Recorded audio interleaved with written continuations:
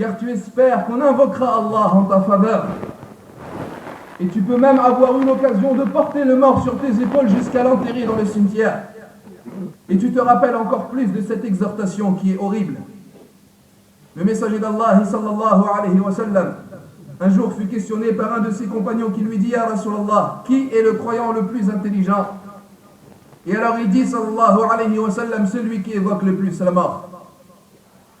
Et un jour le messager d'Allah, sallallahu alayhi wa sallam, s'adressa à ses compagnons, as-sahabatu radiyallahu anhum, et il leur dit, multipliez le rappel du destructeur des jouissances. Akthiru dhikra hadimil laddat. Et alors ils dirent: Ya Rasulallah, wa ma hadimul laddat, et qu'est-ce que le destructeur des jouissances? Et alors il dit, alayhi salatu wassalam, la mort. À nous de nous rappeler de la mort. Dans le pays dans lequel nous vivons, nous ne voyons pas la mort. Nous n'entendons que très peu de la mort. Nous ne suivons pas de convoi funéraire. Nous n'enterrons pas de mort. Nous ne lavons que très rarement un mort. Alors à nous de profiter lorsque nous partons dans un pays tel, Mecca, ou bien Al-Madina, de faire ce rappel, de profiter de cette exhortation, de se rappeler de la mort. La mort, tu te dois t'en rappeler tous les jours et toutes les nuits. La mort, tu te dois de t'y préparer chaque jour et chaque nuit. Car la mort, c'est la rencontre d'Allah Jalla wa Ala. Comment le musulman peut accepter ne pas se préparer à la rencontre d'Allah? Comment un musulman peut oublier la rencontre d'Allah tabaraka wa ta'ala? À nous de nous rappeler de cela, ayyul ikhwatul kiram. Nous disons, nous avons profité de ce voyage, ayyul ahbab. Il incombe que les musulmans al-muslimoun et les musulmanes al-muslimat profitent également d'un voyage tel le voyage d'al-Umrah ou bien d'al-Hajj. Le messager d'Allah sallallahu alayhi wa sallam nous dit: Ta'ajjalu ila al-Hajj. Hâtez-vous au pèlerinage, car vous ne savez pas ce qu'il va vous arriver demain. Telle est l'exhortation du messager d'Allah alayhi salatu wassalam. Le conseil est pour toi, ayyuhal muslim. L'exhortation est pour toi, ayyatuhal muslima, de te hâter et de te précipiter à accomplir le pèlerinage al-Hajj. Et le hadith du messager d'Allah sallallahu alayhi wa sallam est valable à toute époque, jusqu'au jour de la résurrection et la yawm al-qiyamah. Car certains musulmans vont dire: oui, mais aujourd'hui le Hajj est cher. Nous ne disons pas qu'il est obligatoire. Nous ne disons pas qu'il est obligatoire. Allah tabaraka wa ta'ala nous dit: walillahi ala an-nasi hajjul bayt man istata'a ilayhi sabila. Et les gens ont une obligation envers Allah d'effectuer le pèlerinage à la maison sacrée d'Allah pour quiconque en a les moyens. Il n'est pas obligatoire pour tout le monde.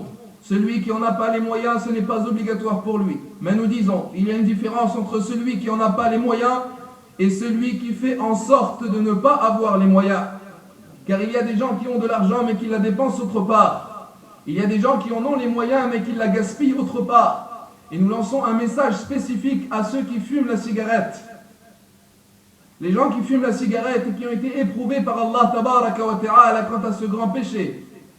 Ils gaspillent de l'argent que s'ils économisaient cet argent pendant 1 ou 2 ans, ils seraient capables de partir au Hajj.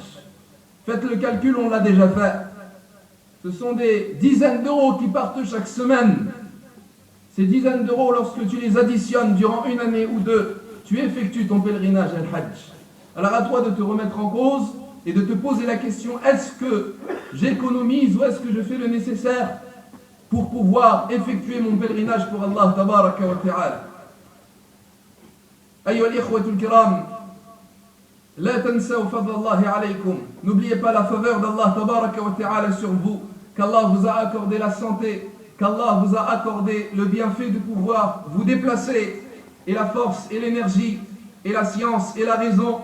Profitez de ces bienfaits de la part d'Allah tabaraka wa ta'ala et essayez de tirer des leçons et essayez de prendre l'engagement de partir et de visiter la maison sacrée d'Allah tabaraka wa ta'ala, ne serait-ce qu'une fois dans votre vie. Ayez cette intention, Allah jalla wa ala vous facilitera et vous le permettra bi'idnillahi azza wa jal. Wallahi, ce voyage a comme retour un repentir et un arrêt de péché et une augmentation de foi et une augmentation de gré et une grande récompense pour celui qui aura su en profiter. Et je répète, pour celui qui a su en profiter, Car malheureusement, dans la communauté Al-Ummah, il y a un véritable problème. Il y a un véritable problème dans la communauté. Al-Ummah marida, elle est malade. La communauté est malade, ayyuhal ahbab. Et c'est triste de le dire, mais il incombe de traiter cette maladie et ce fléau. Aujourd'hui, les gens, lorsqu'ils partent à l'Umrah ou lorsqu'ils partent à l'Hajj, et je le répète et je ne cesse de le répéter dans mes conférences, ils pensent que leur voyage sera un voyage de tourisme. Ils s'attendent à un voyage de luxe. Ils sont là et ils attendent le premier problème pour se plaindre. C'est une maladie de la part des musulmans al-muslimons. Une maladie véritable et un manque d'éducation de la part des musulmans. Wallahi, nous avons eu honte, nous les Arabes, de voir devant nous le comportement d'Indonésiens et d'Indonésiennes, d'Asiatiques disciplinés, rangés en rang, ne se plaignant pas, ne parlant pas, n'osant pas la voix, silencieux, et faire la queue, et attendre, et patienter, et endurer. Lorsqu'on devait saluer la tombe du prophète, alayhi salatu wassalam, lorsque les gens se présentaient pour toucher Al-Hajr al-Aswad, lorsqu'ils attendaient le bus, une patience et une endurance telle que le musulman a honte.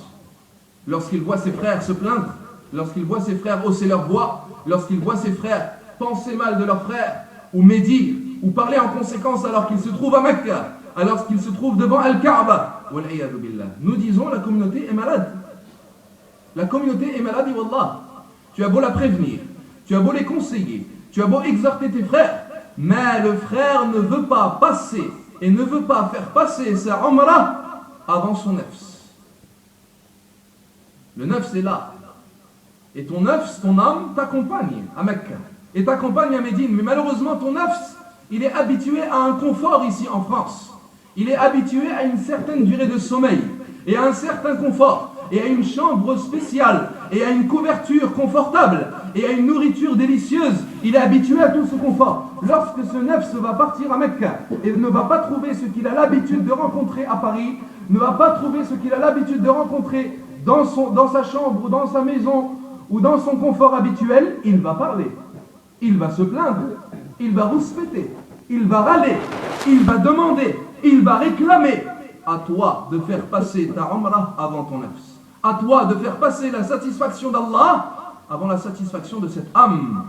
Et il est là malheureusement. C'est pour cela que je dis cela aujourd'hui, pour prévenir mes frères parmi les musulmans et mes sœurs parmi les musulmanes, que celui qui n'est pas encore parti faire al-umrah, ou que celui qui n'est pas encore parti accomplir al-hajj, qu'il se prépare spirituellement et qu'il se prépare moralement à tous les problèmes qui pourra arriver là-bas. Car malheureusement, il y a forcément des problèmes dus au monde et dus aux problèmes d'organisation là-bas à Mecca ou à Médine et dus aux hôtels que nous rencontrerons là-bas. Bien évidemment, la personne rencontrera des problèmes et des épreuves, et Allah tabaraka wa ta'ala voudra voir celui qui va passer la satisfaction d'Allah Azza wa Jal avant la satisfaction de son âme. Et ceci est très important, car malheureusement la personne ne peut pas se maîtriser, n'arrive pas à se contrôler, et voit alors ses bonnes actions qu'elle a accumulées lorsqu'elle a fait Al-Umrah partir en poussières éparpillées, brûler wal-iyadu billah, et réduire en miettes devant Allah tabaraka wa ta'ala. As'alullah Azza wa Jal أن يتقبل منا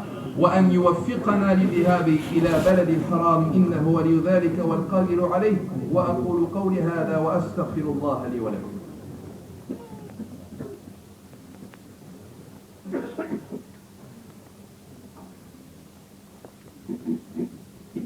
الحمد لله وحده والصلاة والسلام على من لا نبي بعده وأشهد أن لا إله إلا الله وحده لا شريك له وأشهد أن نبينا محمدا عبده ورسوله اللهم صل وسلم وزد وبارك عليه وعلى آله وأصحابه وأحبابه وأتباعه وعلى كل من صار على دربه واستنى بسنته واقتفى أثره إلى يوم الدين. أيها الإخوة الكرام, je reviens encore sur l'importance du comportement et de l'attitude à avoir à Mecca et à Médine. أيها الأحباب, nous sommes ici à Paris, nous ne vivons pas à Mecca, nous ne vivons pas à Médine. Mecca et Médine, ce sont des régions sacrées d'Allah Jalla wa Ala. La personne ne doit pas avoir le même comportement, ne doit pas avoir les mêmes réactions dans ce pays sacré que lorsqu'il rentre chez lui. C'est pour cela que nous accordons de l'importance à la patience de l'être humain et le fait qu'il craigne Allah Jalla wa Ala lorsqu'il part à ce voyage, que ce soit une umrah et que ce soit un pèlerinage, al-hajj.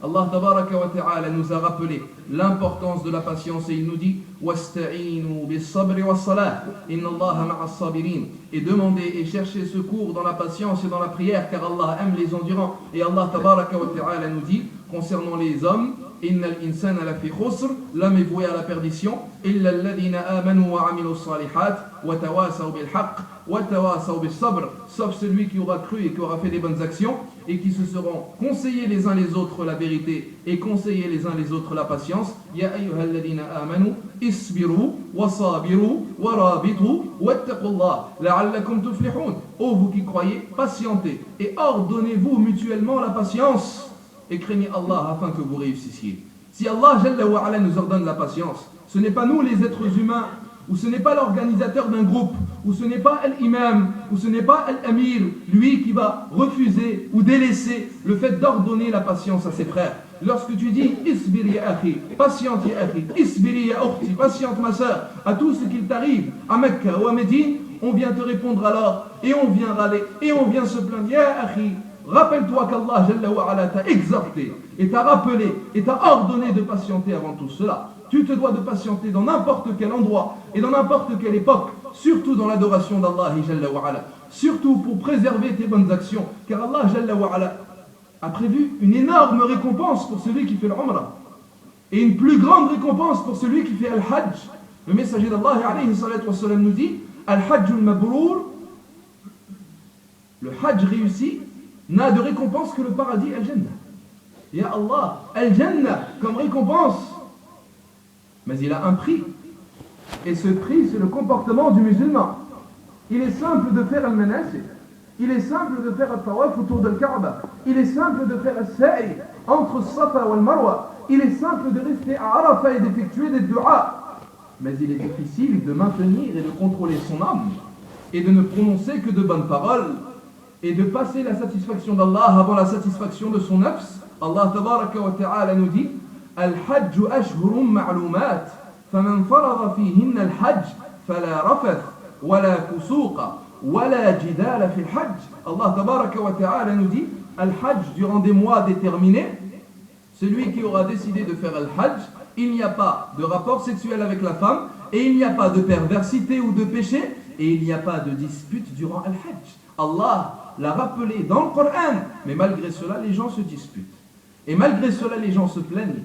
Et malgré cela, les gens médisent. Et malgré cela, les gens soupçonnent et pensent mal de leurs frères et de leurs sœurs. Et malgré cela, les gens s'énervent. Pourquoi? Car Allah Azza wa Jal liyamiz Allah al-khabitha min at-tayyib. Pour qu'Allah distingue entre le mal et le bon. Pour qu'Allah distingue entre le véridique et le menteur. Car Allah éprouve ses serviteurs. Et Allah ne va pas accorder sa récompense à tout le monde. Et ne va pas accorder l'énorme récompense à tout le monde. Mais il va l'accorder à celui qui la mérite.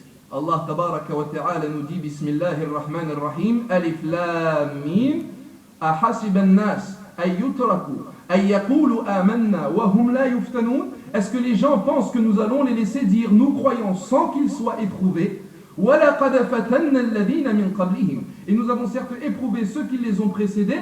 Fala ya'lamanna Allahu alladhina sadaqu wa la ya'lamanna al-kadhibin. Allah distinguera ainsi les véridiques des menteurs.